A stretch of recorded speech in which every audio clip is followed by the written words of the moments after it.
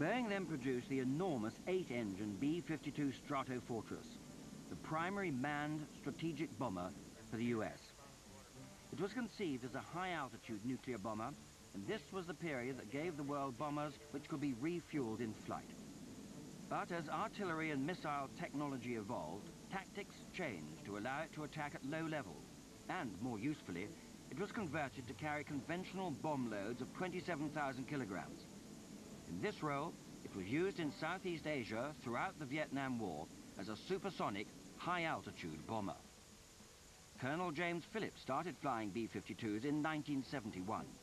And our primary mission was long-range bombing of targets in the North and South Vietnam. The mission itself was pretty much matched the old story about hours of boredom interspersed with moments of stark terror, primarily because of the long drone time from Guam. It was probably about 6 hours over, about an hour in country, and then 6 hours home in the normal mission.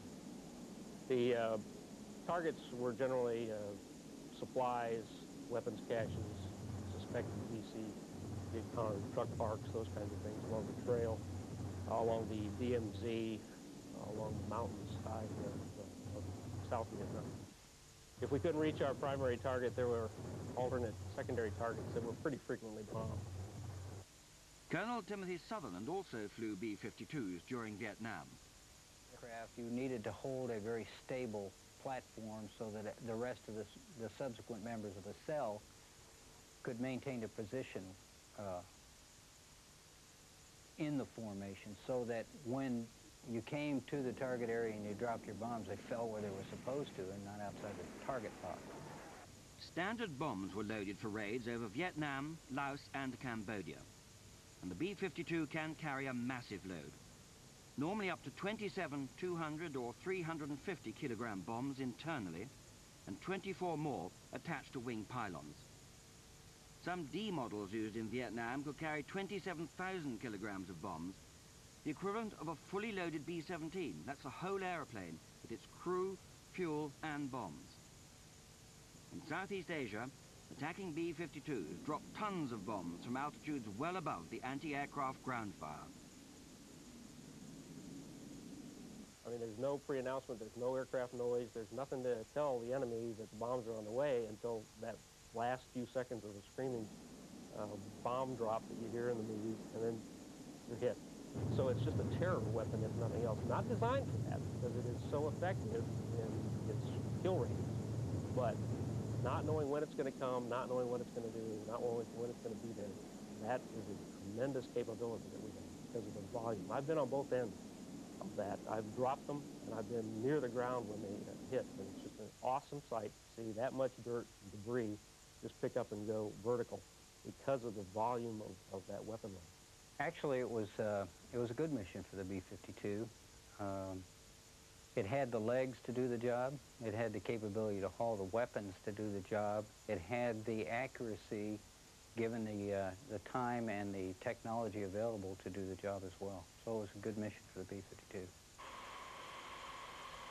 B-52s remain in service today, 3 decades after Vietnam.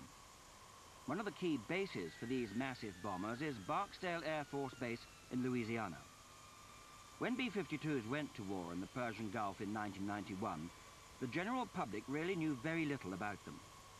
But during the Gulf War, many B-52s, armed with cruise missiles, flew the long journey from Barksdale halfway round the world to attack Iraqi positions. And they did it again to attack in the next Gulf crisis in 1996.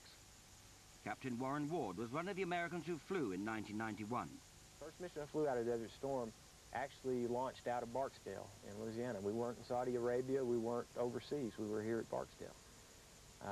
The war started on the 17th of January of '91. We launched our airplanes on the 16th.